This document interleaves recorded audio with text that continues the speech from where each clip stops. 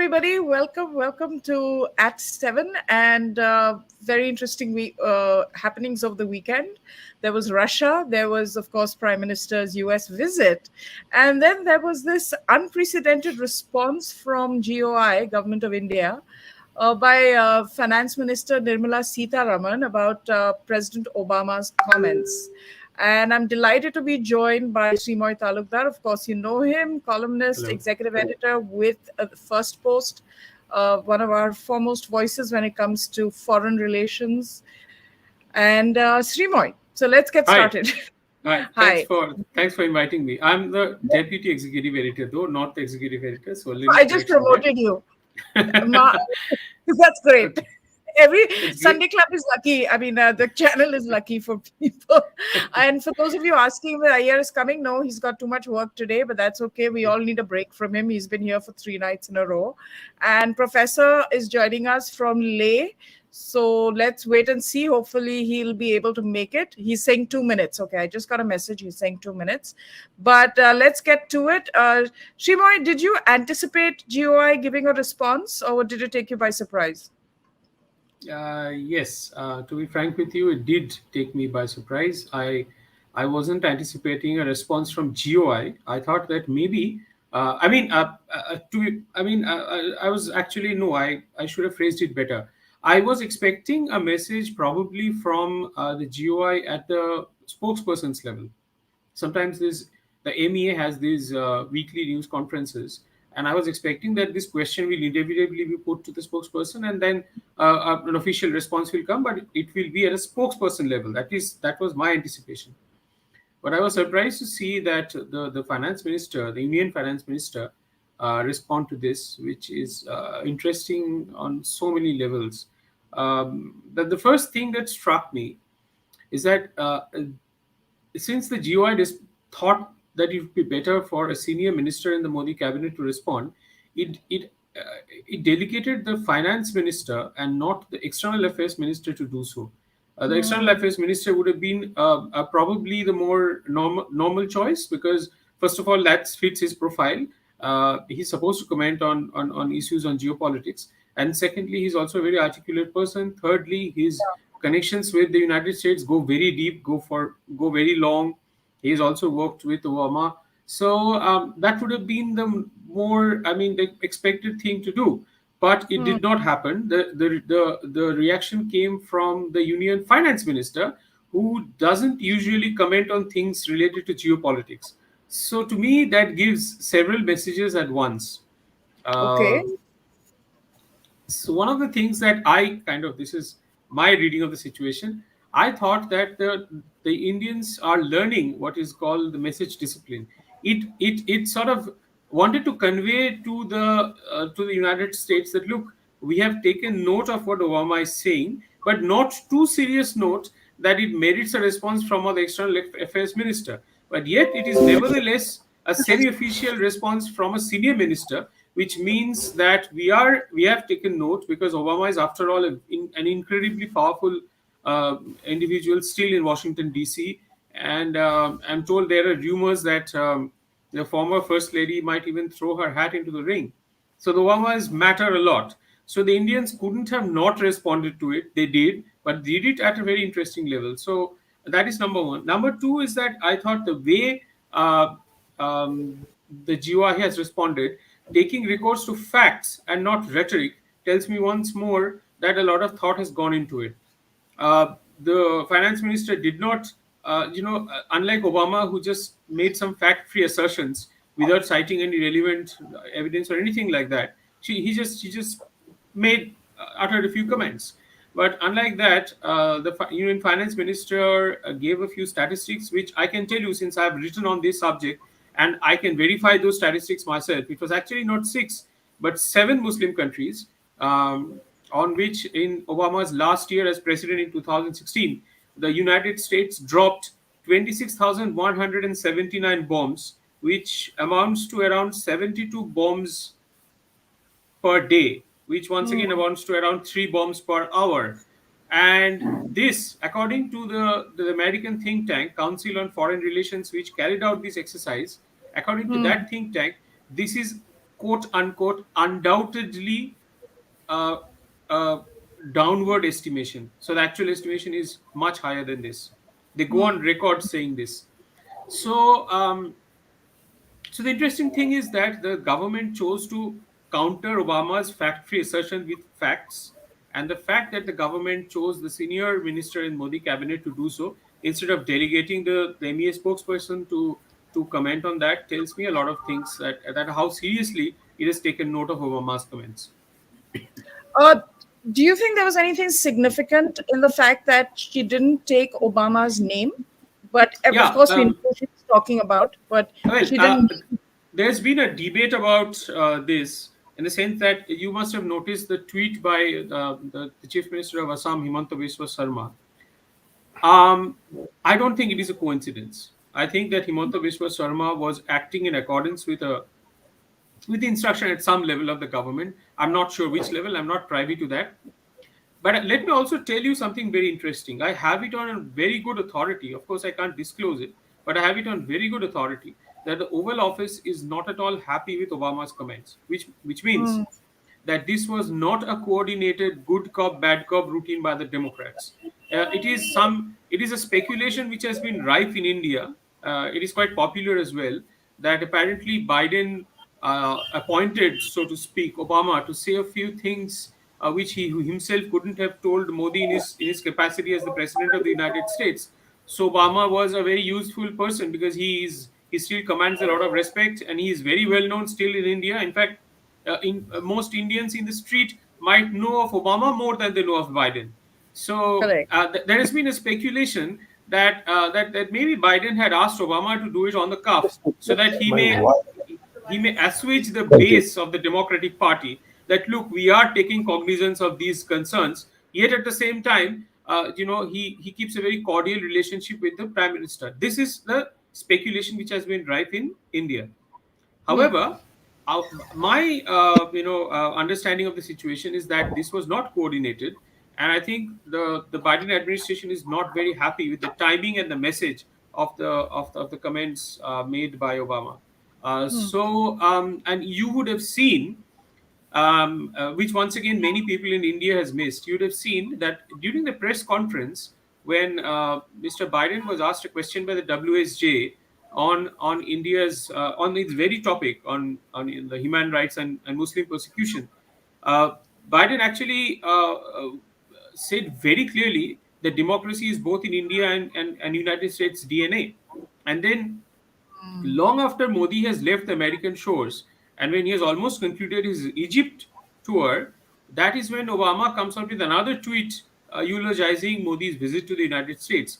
Someone who wanted to send Modi a message is not something which goes in, I find it incompatible. So, uh, um, uh, in accordance with which I have sort of got to understand from sources and the behavior that I see, I think that this was Obama acting on his very own. Now, why was he doing like that? What were his motivation? That is also in the realm of speculation.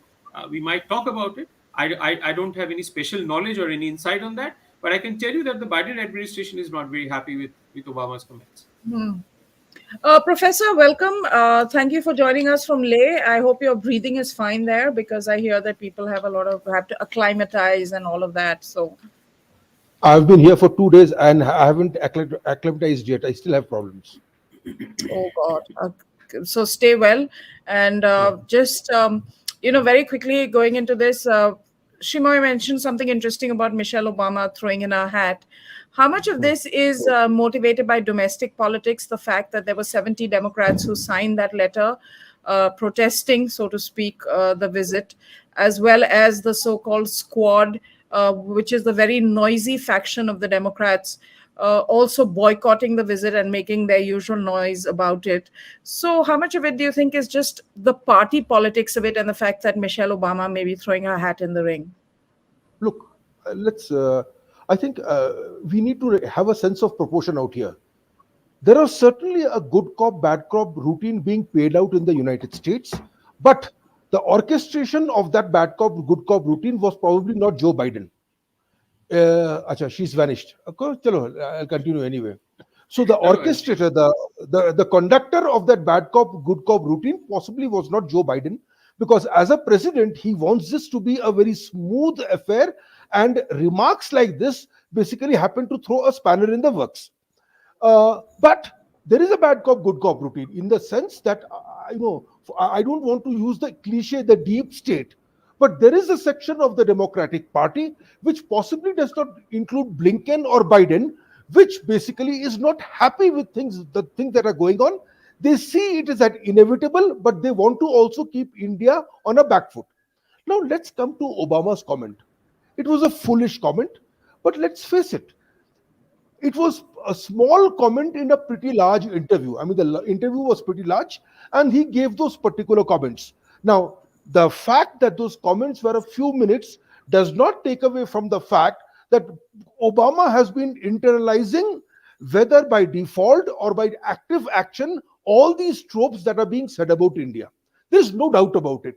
And therefore, I think a response had to be given. Now, see, I don't think Sreemoy talked about Himanta Vishwa Sharma's response. I don't think that was part of the good cop, bad cop routine. Remember, it was one journalist, I think the journalist who is known as a 2 BHK journalist, who basically said, look, this is what Obama said. I dare you people to arrest him. And in response, Himanta Biswa Sharma, who shoots from the hip, he says, look, there are several Obamas in India I have to worry about. I'll take care of them, and that one we will talk about later. This was But an why off did he the cuff. need?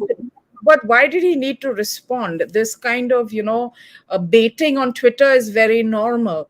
And someone who is a chief minister of a state, is it necessary to respond? But Himanta Biswa Sharma responds. We know this. As opposed to other BJP chief minister, Bitush Biswa Sharma is on Twitter and he responds from time to time. Look, but there is absolutely no doubt that Nirmala Sitharaman's response was part of the government's bad cop, good cop routine. Look, she's asked for a question. She's a question is put forward to her, and he says, "Look, I don't comment on these things which are not part of my responsibilities." And what does she do? She takes out a paper and starts reading out. So she'd come prepared for it, all right. The question too was also, I think, was a half volley designed to be bold to her in expectation of such an answer. And I'm happy this has happened for a very simple reason. You see, I mean, I agree with Sreemoy that Biden wouldn't have wanted somebody to queer the pitch like this. But there are sections in the United States, and which include many people in the United States government also, who will from time to time make statements like this, even when the relations are pretty even keel.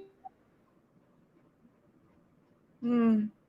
Shimoy, we'll get back to you. I think Professor from Ladakh is having some issues with his connection. But coming back to, Okay, craft. Yes, now we can hear you, Professor. You okay. froze for a moment. So I think it is extremely important for India to come up with responses like this and with players. I'll just go back to a tract written by Christopher Hitchens. It was called The Case Against Henry Kissinger. And this was basically saying that Kissinger was a war criminal given his role in the Bangladesh massacre. And Oh, what a therefore, pity. Just when he's getting into Kissinger. Kissinger was a war criminal given his role in the Bangladesh massacre, and Yeah, I think we should ask Professor to log in and log out. But Shimoy, coming back to you, this, like you and said, therefore craft. he should be brought to justice.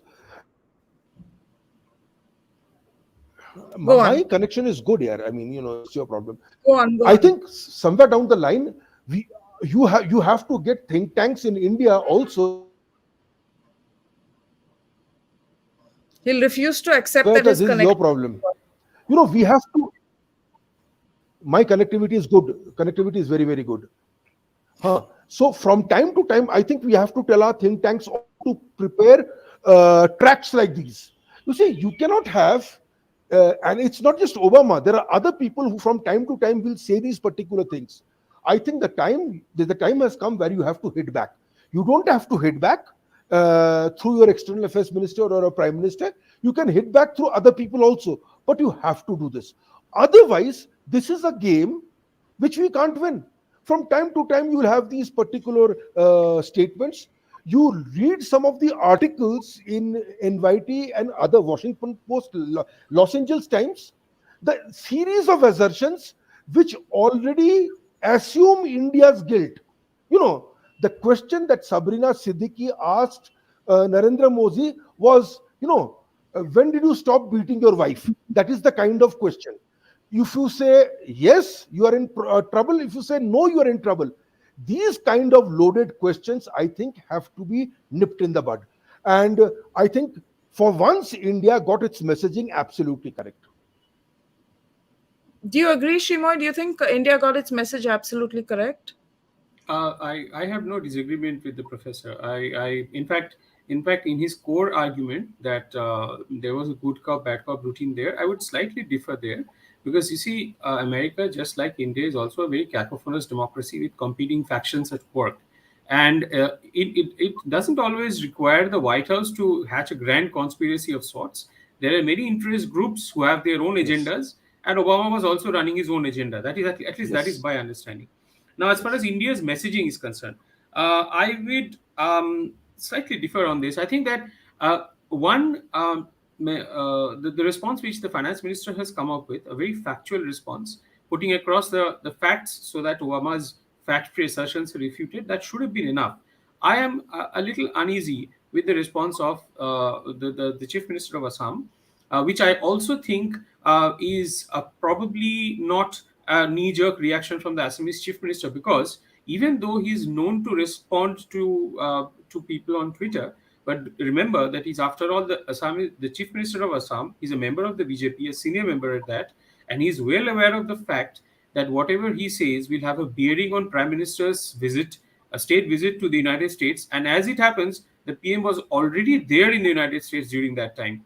Now, would you Hmm. really think? Do you really think that that Himanto would say something off the cuff that puts the prime minister in a spot of bother in a visit where India puts a where India sees as a very important visit? So obviously there is a thing called party discipline. There's a thing called message discipline. So I obviously I don't have any special insight. I will not be able to tell you that, look, I know that an order came from the PMO that, look, Himanto must do this. No, I don't. I'm not suggesting anything of the sort.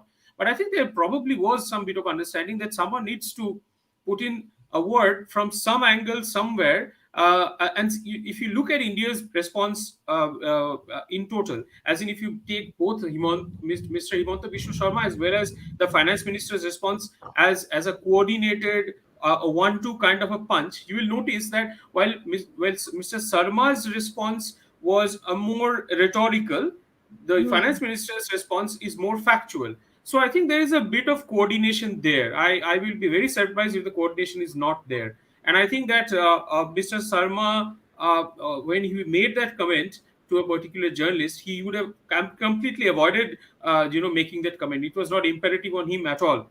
He made that comment because he probably wanted, or at least India wanted to send a certain amount of message to the United States that, look, two can play the game. You are not the only person. On the one hand, you are quoting us, and you are then, Obama does something like this on the sly. We can also play the same game with you. Don't assume that we'd always be at the at the receiving end of this game.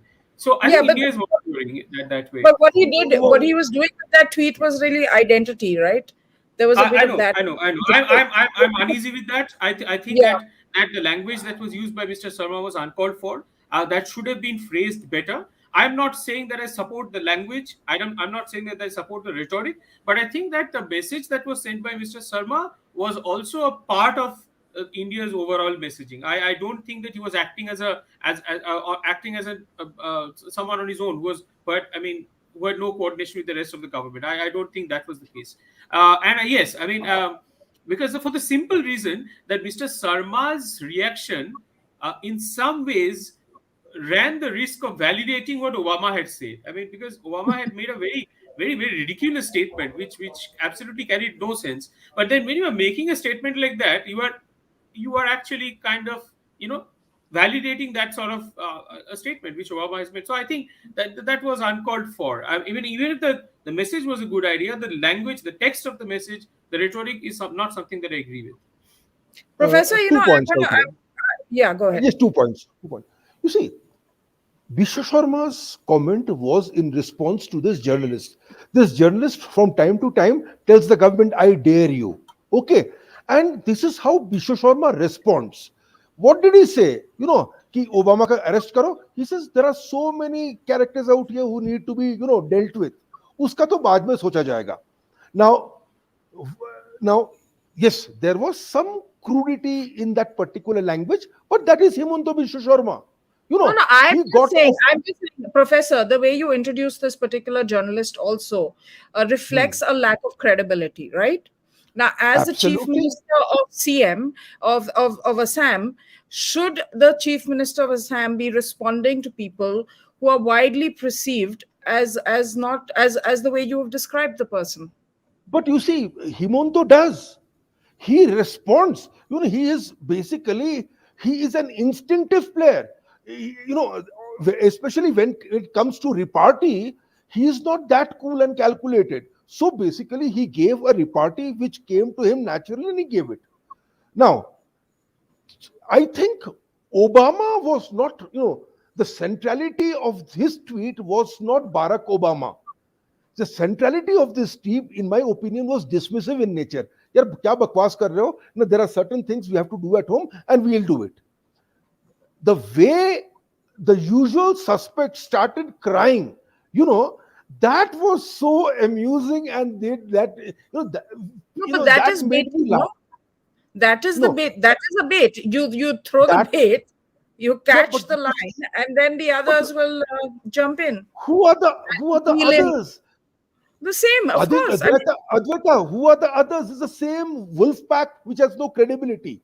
Now, you see, once Himonto had done this, and many people weighed in on Himonto's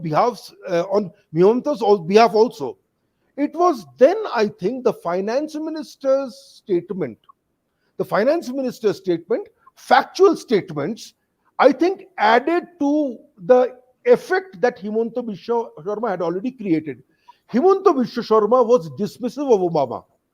His tweet, if you look at the tone and tenor of this tweet, is, get the hell out of here. I don't want to talk about you.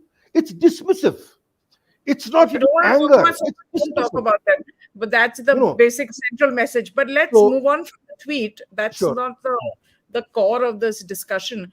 Yeah. Basically, I want to understand that, Professor. This is bandied about a lot. I think the finance minister made a significant point when she said that while Obama, without naming him, has bombed 7 countries and killed Muslim civilians, Prime Minister Modi, on the other hand, has actually been awarded the highest civilian honors from 6 Islamic nations. I think that was a very important point to make. You see, getting honors from nations is something that happens on a reciprocal basis.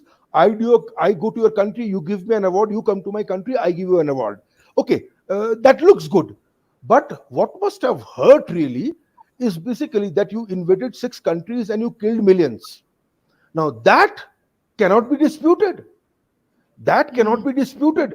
And who knows, any day somebody may start building up a case, just as the Hitchens built a case against Henry Kissinger. Now, of course, Kissinger was always safe, but you never know. And the fact remains, as Sreemoy said, there are rumors about Michelle Obama throwing her hat in the ring. And if Barack Obama's record is now brought in front of the folks who seem to be pushing Hmm. this particular case, then it could lead to unnecessary complications for which nobody would have answers. So, when you threaten that I am going to rock your boat if you rock mine, and I have the facts with me and you don't, then I think even then Barack Obama also gets the message, and his tweets also become conciliatory. Although I have not seen the tweet which Sreemoy Talukdar has spoken about, I must see it actually. You know, I'll because try and this pull that up. because I'll this try and is eating humble pie, it's eating crow, and one gets vicarious pleasure of reading such tweets. Shimoy, why do you think he had to? He went ahead and tweeted what he did. I'm trying to I'm find sorry, it. I lost you here. Which tweet are we talking about? The You said Obama The tweeted something retraction, conciliatory. conciliatory. No, no, no. That's not what I meant. I said that Oh, no, no, no, no. I'm sorry. There's been a there's nothing misunderstanding here. there. Yeah, there's Obama nothing has there. not referred to no. Obama has not referred to that. Then maybe I didn't come across that well. No, but I should, I think, spend a few words on the or maybe try and understand why Obama made those comments that he did. You see, as the professor said, that the comments on India were actually a very small part of a very long interview. It was just a few words on India. And if you look at the entirety of the comments, and if you look at the kind of reaction it has generated from across the world, there are many Europeans who are extremely unhappy with what Obama said that day. And in fact, a few European scholars and maybe probably a few European politicians have also tagged the Christian Amanpour tweet and has criticized Obama. So what Obama was trying to do, and I think this is the larger picture, I think that Obama was basically defending his legacy, which I think is now which he feels is now under threat from the foreign policy successes of President Biden. Because Biden, despite the fact that he appears to be a very fragile old man, the fact is that he's a Cold Warrior. He belongs to a generation of Cold War where the politicians in America were realists. They were not swayed by ideological persuasions. They were not trying to score cheap points like Justin Trudeau does over Yes. LGBTQ, TI, ABCD, EFGH, MNLOP, or what kind of nonsense. He is not that kind of a leader. So he has been, since the day he came to power, Biden has taken some decisions which Obama had not been able to do over 8 terms. He took Americans out of Afghanistan. It did not sound pretty, but it is clearly evident that it has paid dividends. Pakistan Yes. has become almost, Pakistan's strategic, the entire game of Pakistan's, the Pakistan basically was always an irrational actor in the middle of a very sensitive strategic location. Pakistan's agency has been taken out by that one act of Americans by taking them out of Afghanistan. That is one. Second, Obama, under Biden, the Americans have pushed back in a very big way against the Chinese. Under Biden, the US and India partnership has reached new heights, and we have to give credit to the Biden team for this. Because despite knowing the fact that India will never be their alliance partner, India will never sign on to a treaty, they are tightening their embrace over a lot of issues. And I think some credit should also go to Trump. And on the other hand, look at what Obama had done, and which is why this interview came along. Obama had actually tried to do a G2 with China, which failed. Yes. Following which he tried to sort of made a pivot to Asia, which once again didn't work out because it was a half-hearted attempt. He created a right royal mess in Afghanistan. Under him, the situation of the blacks didn't improve at all. Obama was a president for 8 years. And I had been through, because I've written on this, I have been through three different Pew Research Center surveys. And in two of the surveys, in 2019 and in 2021, the blacks, 80% of the blacks say that they feel that they're racially discriminated against. And in a more recent survey, the blacks have said that 8 out of 10 blacks have said that they don't see any hopeful future, or they don't see optimism in their future. So this is the situation of the racial minorities, and the Obama, being the fact that he has been in power for 8 years, must share that blame. So he has not been a successful foreign policy leader. He has not done anything substantial domestically. He looks good, he speaks well, and that's about it. But our problem is that we kind of get taken away by oratory. We don't understand, we don't see the substance beneath that oratory. So I think Obama was out there defending his legacy. And while he was watching India get close to America, he thought that a few shots might be in order. I think that is one of the explanations which I Yeah, can and throw in you mind. can pick up on that a little bit because he makes this point and then he says, Modi, who I know very well. So he was like, kind of sort of emphasizing how Yeah. he was the man who kind of got Modi into this fold because he was the first president that Modi has done business with. Of course, subsequently being one of the longest elected, if not the longest elected leader in the world right now, Prime Minister Modi has worked with three different American presidents. And to be fair, the relationship has grown from strength to strength Quite with so. each term, irrespective of the political party in the US Absolutely. that is in power. Coming to, I was on Twitter earlier today, Professor, and I saw this Chinese media, state media, CGTN, highlighting an interview with former advisor to Atal Bihari Vajpayee, Sudhir Kulkarni, he calls Sreemoy Advani, not Vajpayee. Advani. Yeah. to Vajpayee. No, Aja, to Advani. Okay, I think he they're was Advani's scriptwriter. If I'm not wrong. I no, I think I don't know, but CGTN is pitching him as I don't know exactly what he was in that administration, but he was definitely significant at that point of time. Professor, he's doing a whole pitch for China, singing a lovely song for them about how they're a great civilization, la da da da da, and humming along, and the journalist is of course Advaita, noting people down. Sudhi, Advaita, Sudhindra Kulkarni used to be, to the best of my knowledge, a card carrying member of the CPIM in Maharashtra. It's another matter. He basically was persuaded to come over, because the BJP, in a sense, for a long time has felt intellectually uh, disadvantaged Yeah. vis-a-vis leftists. So, from time to time, they believe that they can give some heft to their thinking processes if one or two people who are in the wrong party, as Sudhindra Kulkarni ostensibly was, is persuaded to come in. You see, with the rise of Modi, a host of people became, if not mardarshaks, they became irrelevant. And if you look at the frustrations and the manner in which they have conducted themselves, it is sad. And Sudhindra Kulkarni is one of them. So, what has Sudhindra Kulkarni done from day one? He has used every opportunity to attack the government, not as an honest critic, but he's been what is called Tierney's opposition.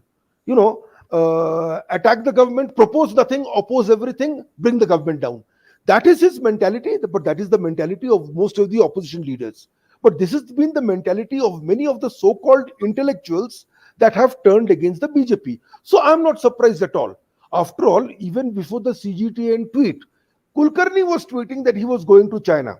So CGTN, he is far more loyal to CGTN and China than China is loyal to him. Not surprising at all. He is a joker.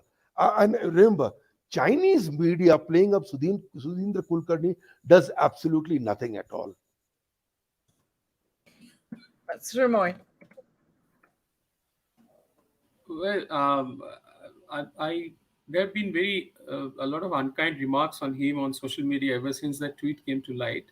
Uh, I I have no way of knowing whether some of those rumors that many people are suggesting are true or not. So I will not say anything on that.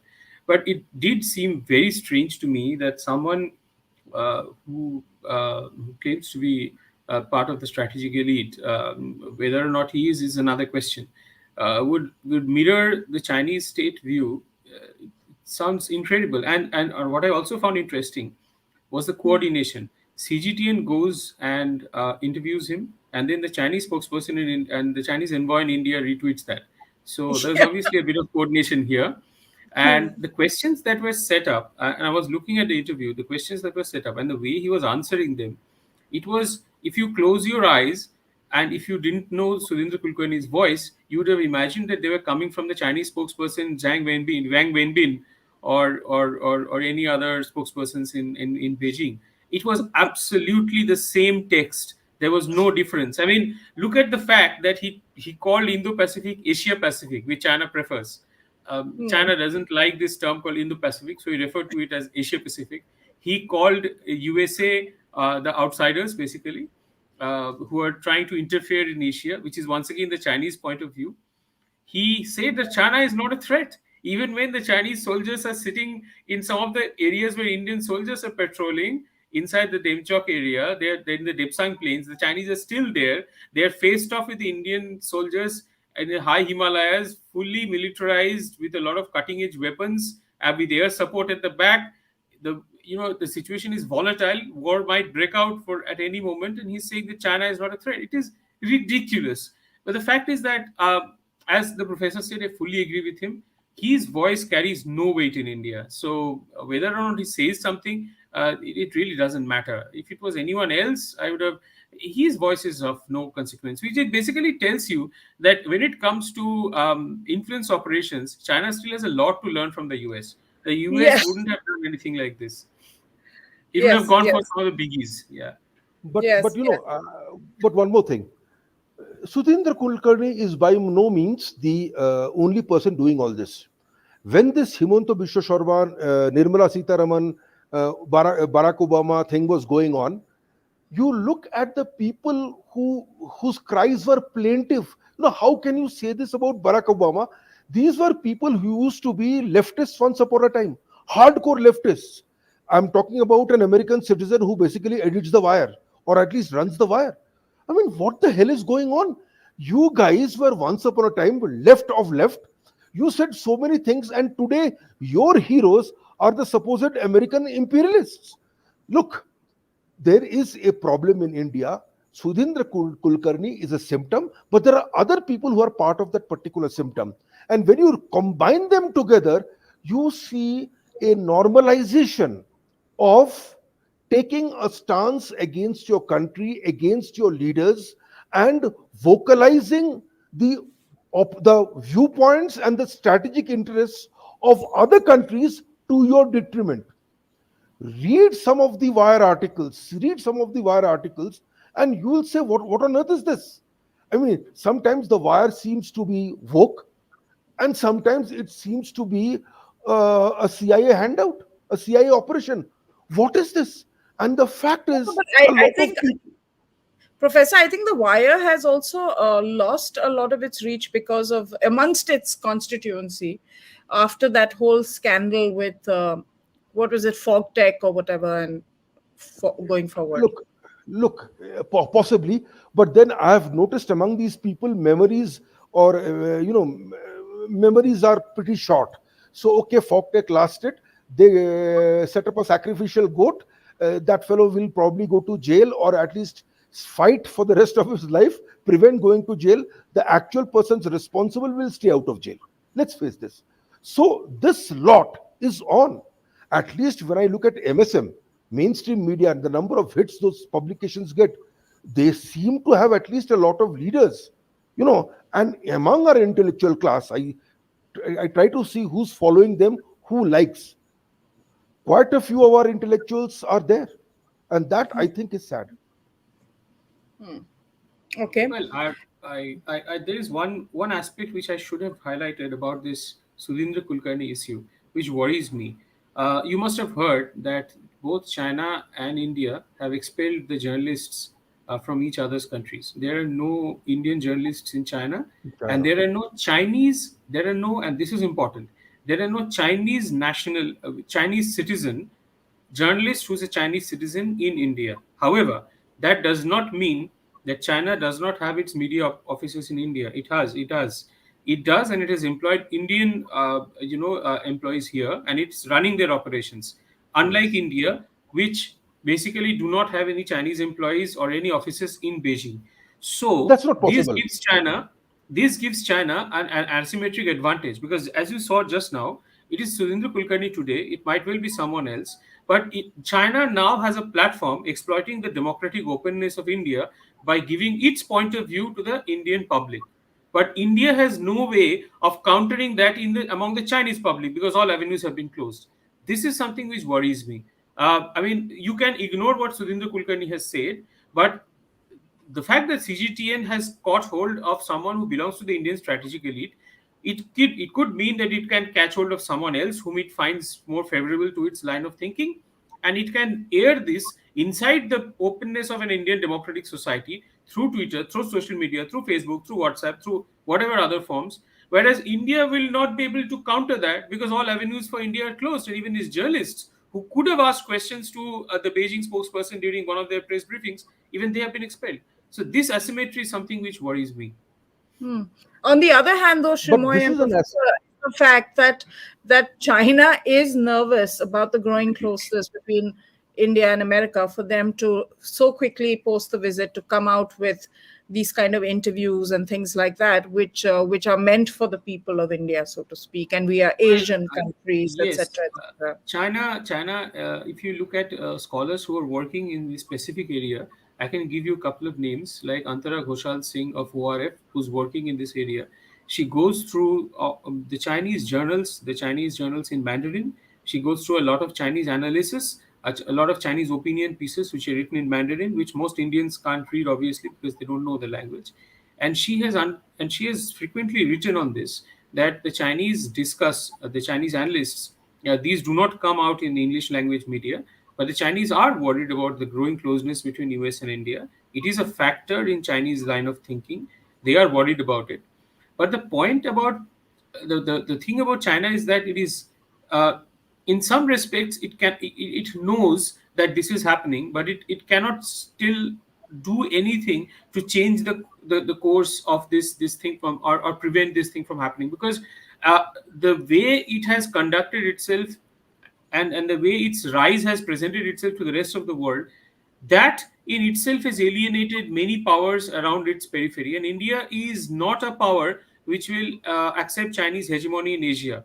So when China knew that it is trying to bully India, it must have also known that despite its strategic closeness, India will seek some sort of help, or will grow close to the United States to develop some sort of a balance with. And let me tell you one thing: regardless of the fact that India describes itself as strategically non-aligned, the Chinese policymakers believe that India is actually already a de facto ally of the US, and all its strategy regarding India are taking this point of view into consideration. Why do I know this? Once again, because I read some Chinese analysts like Yoon Sun, who is with the Stimson Center, Washington DC based think tank, and she also goes through the Chinese policymakers' statements in their own circles, stuff which rarely comes out into the open, and it is quite clear to them. She writes about it occasionally as well, that the Chinese think that the US is already, India is already a de facto US ally, and increasingly the United States will offer or make offers to India which India will not be able to refuse. And despite its stated position of strategic non-alignment, India will eventually grow closer to the US. Maybe not in writing, maybe not informally, but certainly informally.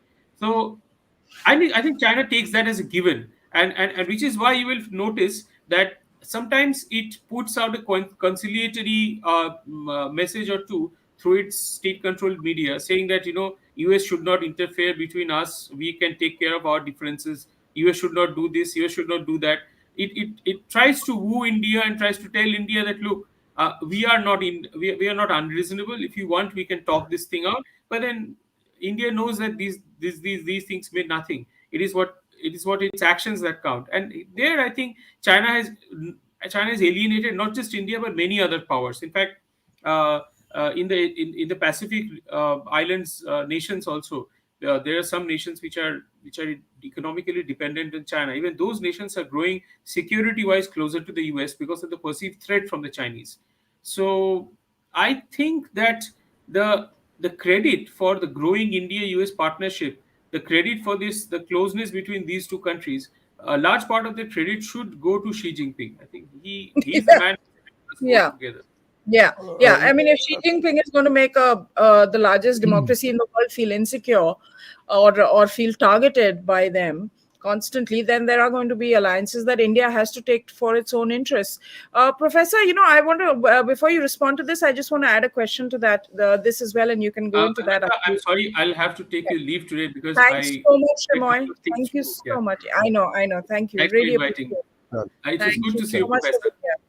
Thank you. Good to see you, Sreemoy. Thank you. Bye. Bye. Bye.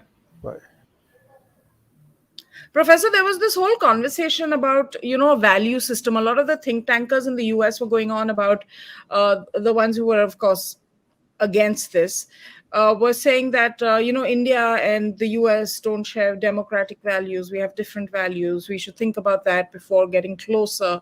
I kind of think that Obama was kind of highlighting or stepping up on that argument, or stepping on the gas on that argument, because he brought up China, and then he brought up India. I don't see how these two countries can be in the same sentence, in the same context. Uh, Advaita, when I first read 1984, I said this is Stalin's Russia. But when I look at the Americans now, I think this is Stalin's 1984. There is a memory hole. They say that India's values are not compatible with that of the United States. And yet, many of them are for closer ties with China. How do you square this? Are Chinese values or the values espoused upheld by the Chinese Communist Party and practiced by them? Are they close to American values? Are they close to democratic values? This is a no brainer. But these characters have built such an image for themselves that if you pose this question to you, you will either be blacklisted or blocked out. So there is a pretension. The United States today is in the middle of being the most pretentious, at least sections of it being the most pretentious intellectual class that the world has ever seen. Downright dishonest, completely dismissive of facts, and basically their own illusions are coming to the fore. Now, possibly Chinese funding also has something to do with it. Possibly Soros founding has also got something to do with it. But the fact is, if you look at these articles, you look at these particular papers, they are so dumb. They are so dumb that you can't think of a rational argument against it. But the fact is, they must be responded to. Anytime a scholar says India and America does not have, do not share values, you have to basically answer him.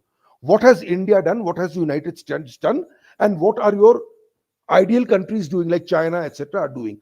That has to be done. That is a battle we choose not to take up because we think it's nonsense. But this is something that has to be done. Sometimes the obvious must be stated from time to time, because otherwise things plain are there, but they're hidden in plain sight. That's one. But I would like to come back to what Sreemoy Talukdar said. Sreemoy said China looks at India and United States coming close together and does not know what it can do.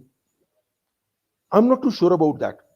In the late 70s, 79, the Chinese, to tell Vietnam that the Soviets would not come to their help, they attacked Vietnam. It was a bloody war. The Chinese got a bloody nose, but the message to Vietnam was sent that if there is a war, if I attack you, the Soviets won't help. Now, I'm not suggesting that the Chinese are going to attack us, but I do not, uh, please, I do not underestimate the ability of the Chinese and their willingness to provoke India doing certain things from time to time. They will do this. You see, a Galwan was unnecessary, but they did it. So there are certain things they will keep on doing from time to time, and and that will test the US American resolve. Uh, Luckily, India does not depend so much on the United States for weapons or, for that matter, military support to stave off China. India knows that it will have to handle China by itself. So that is one positive. But again, the Chinese can clear the pitch using tools and strategies which could lead to very dangerous outcomes. Do not underestimate the Chinese willingness to do that. Secondly, see, let me buttress what Sreemoy said, that many countries are close to China economically, but they basically want to come too close to the United States for military security. One of the things that China has done through its Belt and Road initiative is to saddle a lot of countries with debt. Look at the manner in which China trades. It's a mercantilist power. It uses its presence to ensure that it exports to the rest of the world and it does not take imports. This is not, you see, it's a beggar thy neighbor policy, and after some time, it will not pay for China itself. But as of now, it is hurting countries that are close economically to China. It has hurt India, it has hurt other countries as well. And this is also one of the reasons why countries are hedging their bets. Okay, now Final I point, wish, Professor, yeah. and then we'll wrap it up and let you get on your holiday. Look, if I have to sum this all, I am happy for the first time, like the United States, India too has started to embark on a good cop, bad cop routine. I think this was required, and this has to be far more structured. Shrima, I think, correctly described this as disciplined messaging. Good cop, bad cop things are generally very crude things. But once you start doing disciplined messagings where people close to you but not affiliated to you officially are able to say certain things which tell the other guys to back off, is something that India has not done for a long time. Mm-hmm. India did it. But here too, it was more off the cuff and play, India basically played along. As and when things developed, India played along. I think Hemanta Vishwa Sharma's was unscripted, but to add to that unscripted base, Nirmala Sitaraman put a scripted building. I think we'll have to do far better than that. We all like Himanta Unfortunately, Biswa Sharma. We all admire, like his guts. There's no doubt about that. But yeah. should he have risen to the bait? Is the only thing that we're But questioning. look. But whose bait? I would say that these characters wrote to Himanta Vishwa Sharma's bait. You had this lady coming with something stupid.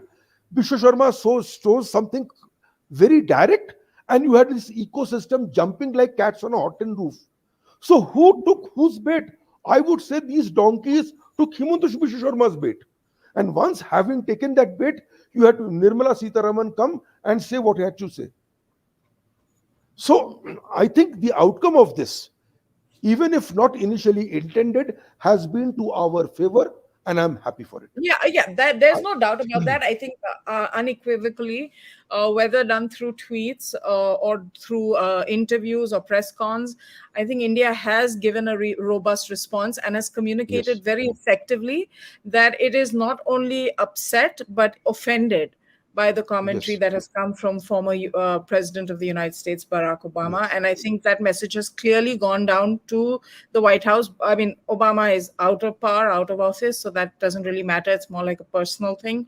But as far as the Biden White House is concerned, I think that message has gone back to them very clearly. very clearly. And that's really where we're going to leave it at tonight. Thank you so much for joining us. If you do enjoy these 7 p.m. at 7 discussions, then do share, like, and subscribe to this channel so we can bring more content your way, more discussions your way. We all just do this for sharing information. We started during COVID, and we're still continuing on because of the support that we get from all of you. So please do continue with that. It's very simple. You just have to subscribe and share our content. Thank you, Professor. Have a great holiday in Ladakh. Take care of your breathing. I hope you have an oxygen tank with you, and should you need it. And don't do any strenuous things like cooking dinner and things like that right now. So you're on holiday. Bye. Bye, everybody. Bye. Thank you for joining us. Bye for now.